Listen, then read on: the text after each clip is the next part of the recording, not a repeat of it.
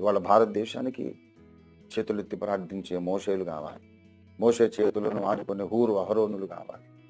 సువార్త ప్రకటించే వాళ్ళు కావాలి. వాదించి తర్కించే వాళ్ళు కావాలి.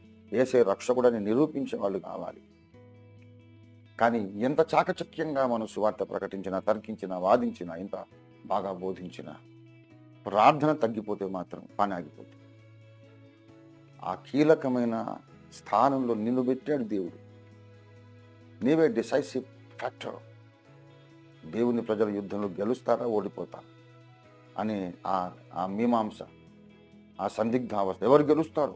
శత్రువులు గెలుస్తారా, క్రైస్తవ సంఘం గెలుస్తుందా? ఈ సందిగ్ధానికి ఒక నిర్ణయాత్మకమైనటువంటి తీర్పు నీ ద్వారానే వస్తుంది. నువ్వు ప్రార్థన చేయాలి. 100% షూర్. మనము ప్రార్థన కొనసాగిస్తే భారతదేశంలో మతోన్మాదుల కార్యాలు భగ్నమైపోతాయి. సువార్తకు విరోధంగా చేస్తున్న కుట్రలు భగ్నమైపోతాయి.